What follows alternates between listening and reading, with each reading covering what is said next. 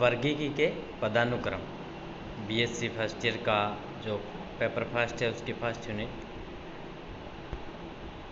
अगर हम वर्गीकी की बात करें तो पिछले टर्न पे हमने बात करी थी, जो प्राणी हैं उनकी पहचान, नामकरण और वर्गीकरण विज्ञान की जिस शाखा में किया जाता है उसे वर्गीकी या टैक्सोनॉमी कहते हैं। Word AP. डी कंडोले के द्वारा दिया गया था। फादर ऑफ टैक्सोनॉमी अरस्तु को कहा जाता है, लेकिन मॉडर्न फादर ऑफ टैक्सोनॉमी, जो मॉडर्न टैक्सोनॉमी है उसका फादर कैरोलस लिनियस को कहा जाता है।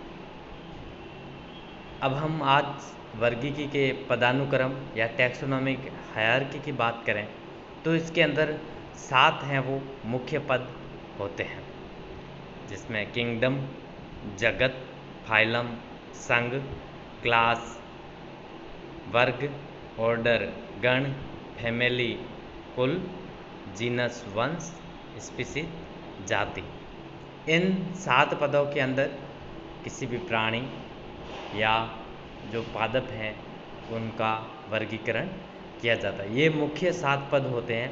इसके अलावा जो सब कैटेगरीज हैं वो भी इन्वॉल्व होती हैं, लेकिन जब हम क्लासिफिकेशन लिखते हैं तो इन मुख्य 7 पदों को ज़रूर लिखते हैं। आप अपनी जो फाइल होगी प्रैक्टिकल फाइल, उसके अंदर भी इनका उपयोग आवश्यक रूप से करेंगे।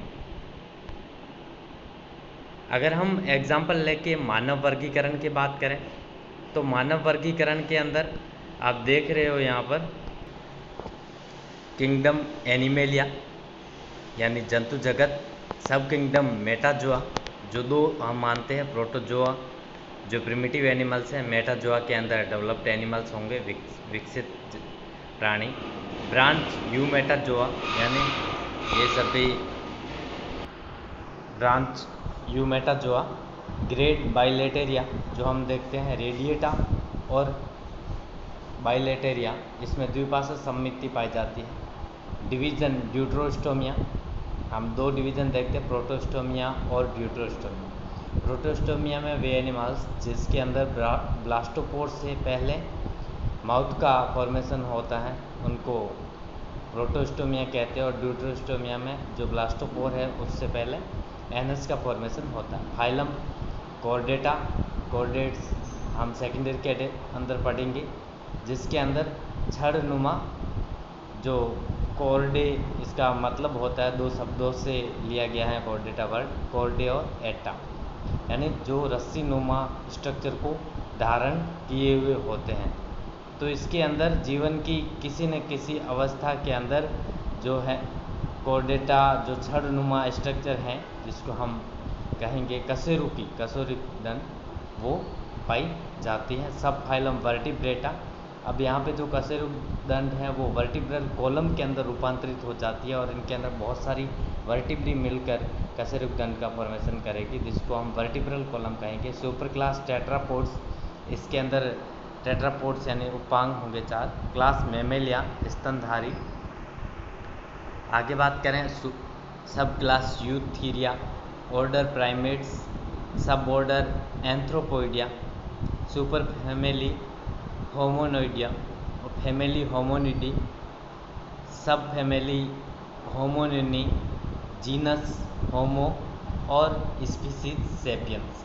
जिस तरीके से हमने पिछले लेक्चर में पढ़ा था, जो द्विनाम पत्ती है उसके अंदर जो वंश है उसको कैपिटल लेटर के पहला वर्ड जो होता है वो कैपिटल लेटर होता है, लेकिन जो जाति हैं उसका सभी वर्ड्स हैं वो स्मॉल लेटर में होते हैं। इसको हम इटैलिक भाषा में लिखते हैं थोड़ा सा तिरछा, ताकि ये साबित हो कि ये इटैलिक भाषा से व्युत्पन्न है, या फिर इसको अंडरलाइन भी कर सकते हैं। आप हाथ से लिखेंगे तो इसको अंडरलाइन करोगे। द्विनाम पत्ती के नियम के अनुसार हम चलते हैं, लेकिन वर्तमान समय में द्विनाम के साथ कुछ स्पीसीज के अंदर हम त्रिनाम पत्ती के जो नेम है उसको भी लिखते हैं। त्रिनाम पत्ती हैं वो स्ट्रिकलैंड नामक साइंटिस्ट ने दी थी, और द्विनाम पत्ती हैं वो कैरोलस लिनियस नामक वैज्ञानिक ने दी थी। इसको आप ध्यान रखेंगे, इम्पोर्टेंट क्वेश्चन है ये। अब अगर वर्गीकरण की बात करें तो वर्गीकरण में सबसे पहले जो वर्गीकरण की छोटी इकाई है, सबसे छोटी इकाई वो जाति को माना जाता है। जाति शब्द जॉन रे नामक वैज्ञानिक ने दिया था और ये वर्गीकरण की सबसे छोटी इकाई है। जाति की अगर हम जनरल परिभाषा की बात करें, वे जीव जो मॉर्फोलॉजिकली, फिजियोलॉजिकली और जेनेटिक रूप से समान कैरेक्टर्स रखते हैं, समान लक्षण रखते हैं, उनको एक जाति के अंदर रखा जाता है। मेयर ने डेफिनेशन दी कि species is the population of interbreeding individuals, यानी स्पीसीज एक जाति के अंदर वे जीव आते हैं जो आपस में अंतर प्रजनन कर सकें और अपने जैसे जनन संतति उत्पन्न कर सकें, उनको एक जाति के अंदर रखा जाता है। मेयर ने ये डेफिनेशन दी। प्राणी में जाति की जो सामान्य विशेषता है वो निम्न है। प्रत्येक जाति में है मुक्त जीन प्रवाह के अतिरिक्त जो जीन पूल होता है वो सामान्य जीन पूल होता है, यानी उनके अंदर जो जीन पाए जाते हैं, एक जाति के जीवों के अंदर सभी जीन जनरली एक जैसे होंगे। प्रत्येक जाति में नई जाति उत्पन्न करने की क्षमता होती है। इवोल्यूशन के दौरान प्रत्येक जाति के अंदर जो जीन एक जनरेशन से दूसरी जनरेशन में ट्रांसफ़र होंगी, उस दौरान नई जाति उत्पन्न करने की क्षमता होती है। इसके अंदर वेरिएशन भी आ सकते हैं जीनों के अंदर। प्रत्येक जाति अपने वातावरण के अनुसार व्यवस्थित होने के लिए निरंतर प्रक्रियाबद्ध होती है। इवोल्यूशन एक निरंतर रूप से चलने वाली, सतत रूप से चलने वाली प्रक्रिया होती है। ये दिखाई नहीं देती, लेकिन कंटिन्यूअस इवोल्यूशन चलता रहता है। मनुष्य से लेके अगर हम कहें प्राइमेट्स के अंदर जो चिंपांजी सबसे विकसित हम कहें, वहाँ से लेके आज हम मानव तक पहुँच चुके हैं, जो सबसे बुद्धिमान जीव कहें है इवोल्यूशन की कड़ी में। अब आगे सुपर मानव भी बन सकता है। तो इवोल्यूशन कंटिन्यूअसली चल रहा है, जो हमें दिखाई नहीं देता। प्रत्येक जाति में प्रत्यक्ष और अप्रत्यक्ष रूप से संबंधित जातियों के साथ जो जीन एक्सचेंज है, रोकने की क्षमता पार्थक्य विधियों के रूप में पाई जाती है। यानी आइसोलेशन टेक्निक्स क्या हैं, इसकी सहायता से इनके अंदर जो जीन एक्सचेंज है वो रुक सकें। इसका हम आगे पढ़ेंगे एलोपैट्रिक, सिम्पैट्रिक, पैरापैट्रिक। एलोपैट्रिक के अंदर कुछ जियोग्राफिकल बैरियर्स आ जाते हैं, इनके बीच में दूरी है, नदी है, तालाब है, ये हम आगे पढ़ेंगे। प्रत्येक जाति का विशेष पारिस्थितिकीय निकेत या इकोलॉजिकल नीच होता है, जिसका अन्य जाति उपयोग नहीं कर सकती।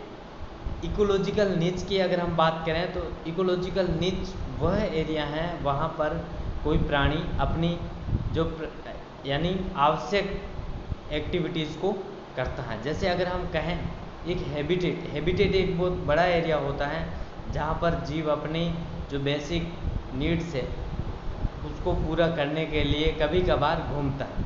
हैबिटेट के बाद अगर हम देखें टेरिटरी होता है। टेरिटरी एरिया अंडर डिफेंड वह क्षेत्र जो उस जीव के डिफेंड एरिया में हो, यानी वहाँ पर वो किसी और की उपस्थिति को अलाउ नहीं करता, वहाँ पर वो अपना स्वामित्व दर्शाता है।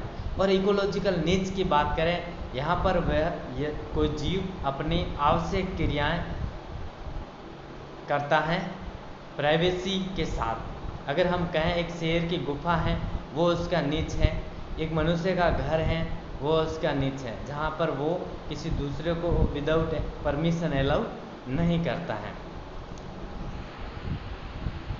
Thank you. हमने टैक्सोनॉमी के जो हायरार्की है उसके पदानुक्रम देखे, 7 हैं, आप सबको याद रखने हैं, और इसके जनरल क्लासिफिकेशन की बात करी। नेक्स्ट चैप्टर के अंदर हम वर्गीकरण की जो अलग अलग प्रणालियां हैं उनके बारे में बात करेंगे। Thank you.